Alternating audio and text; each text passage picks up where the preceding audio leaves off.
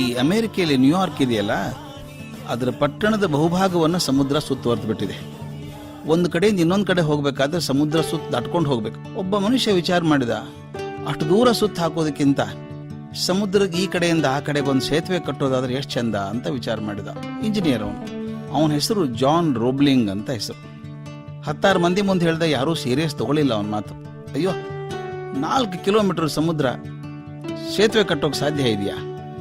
ಸಮುದ್ರದ ಆಳದಲ್ಲಿ ಕಾಂಕ್ರೀಟ್ ನಿಂತ್ಕೊಳ್ಳುತ್ತಾ, ಕಂಬ ನಿಂತ್ಕೊಳ್ಳುತ್ತಾ, ಸೇತುವೆ ನಿಂತ್ಕೊಳ್ಳೋದು ಸಾಧ್ಯ ಇಲ್ಲ, ಕನಸಿನ ಮಾತು ಅಂತ ಎಲ್ಲರೂ ಅವನ ಮಾತನ್ನು ತಿರಸ್ಕಾರ ಮಾಡಿಬಿಟ್ರು. ಆತ ಬಿಡ್ಲಿಲ್ಲ. ಯಾರು ಒಪ್ತಾರೋ ಬಿಡ್ತಾರೋ ತನ್ನ ಮಗನ್ ಕರೆದ. ಅವನ ಹೆಸರು ವಾಷಿಂಗ್ಟನ್ ರೋಬ್ಲಿಂಗ್ ಅಂತ.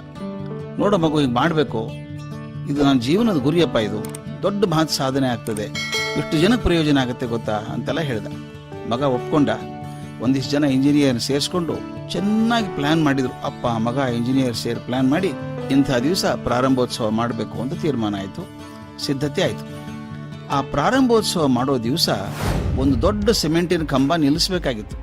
ನಿಲ್ಲಿಸುವಾಗ ಹಿಡ್ಕೊಂಡಿರುವಂತಹದೊಂದು ಕ್ಲ್ಯಾಂಪ್ ಇರುತ್ತಲ್ಲ, ಬಿಚ್ಕೊಂಡ್ಬಿಡ್ತು. ನೆಲದಲ್ಲಿ ಊರಿಸಿದಂಥ ದೊಡ್ಡ ಕಂಬ ನೆಲಕ್ಕೆ ಉರುಳು ಬಿಡ್ತು. ಆ ಉರುಳೋ ಜೋರದಲ್ಲಿ ಜಾನ್ ರೋಬ್ಲಿಂಗ್ ತಲೆ ಮೇಲೆ ಬಿದ್ದುಬಿಡುತ್ತದೆ. ಕ್ಷಣದಲ್ಲೇ ಸತ್ತೋಗ್ಬಿಟ್ಟ ಅವನು ಜಾನ್ ರೋಬ್ಲಿಂಗ್. ಅವನ ಪಕ್ಕದಲ್ಲಿದ್ದಂಥ ವಾಷಿಂಗ್ಟನ್ ಬೆನ್ನ ಮೇಲೆ ಬಿತ್ತು ಪೆಟ್ಟು. ಎಷ್ಟು ಬುಟ್ಟಿಗೆ ಪೆಟ್ಟು ಅಂದರೆ ಬೆನ್ನ ಮೂಳೆ ಮುರಿದೋಯ್ತು, ಅದನ್ನ ಪ್ರಜ್ಞೆ ತಪ್ಪೋಯ್ತು. ಇದೆಲ್ಲ ಒಂದು ಕ್ಷಣದಲ್ಲಿ ಆಗೋದಂಥ ಘಟನೆ. ವಾಷಿಂಗ್ಟನ್ ಆಸ್ಪತ್ರೆಗೆ ಸೇರಿಸಿದ್ರು. ಅವನು ಬದುಕ್ತಾನೆ ಅಂತ ಯಾರಿಗೂ ನಂಬಿಕೆ ಇಲ್ಲ. 3-4 ತಿಂಗಳು ಸಾವು ಬದುಕಿನ ನಡುವೆ ಹೋರಾಟ ಮಾಡಿದಂಥ ವಾಷಿಂಗ್ಟನ್ ದೇವರ ದಯೆಯಿಂದ ಕೊನೆಗೆ ಬದುಕುಳ್ದ.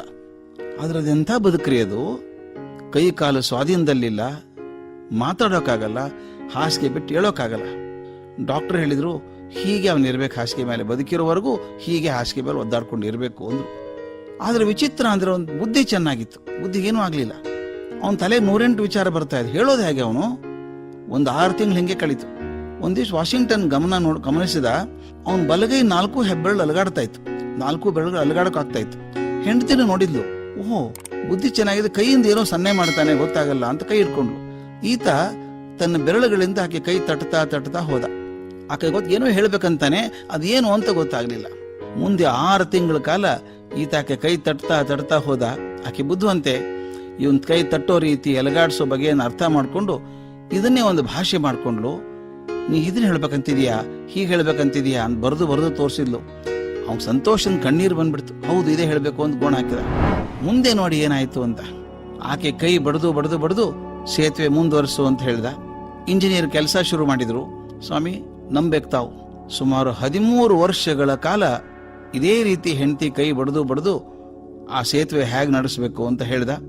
ಬ್ರೂಕ್ಲಿನ್ ಬ್ರಿಡ್ಜ್ ನಿರ್ಮಾಣ ಸಂಪೂರ್ಣ ಆಯ್ತು. ಇಂದಿಗೂ ಕೂಡ ಸ್ನೇಹಿತರೆ, ಆ ಬ್ರೂಕ್ಲಿನ್ ಬ್ರಿಡ್ಜ್ ನೋಡ್ಬೇಕು ನೀವು.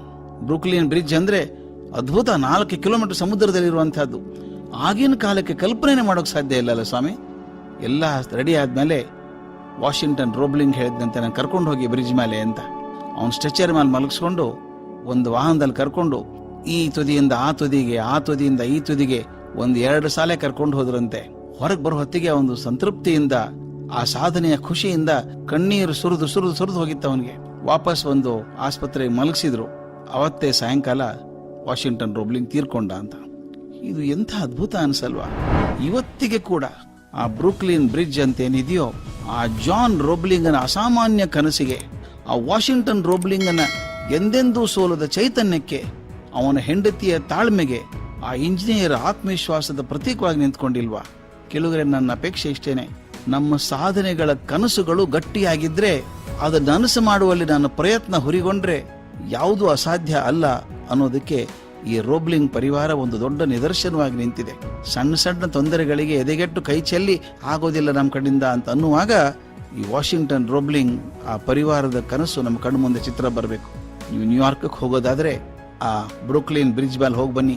ಅಲ್ಲಿ ಹೋದಾಗ ಬರೀ ಸಂತೋಷ ಪಡಬೇಡಿ, ಆ ತ್ಯಾಗ, ಆ ಪರಿಶ್ರಮದ ನೆನಪು ಕೂಡ ನಿಮ್ಮ ಮನಸ್ಸನ್ನ ಹಸಿಯಾಗಿಸ್ಬೇಕು.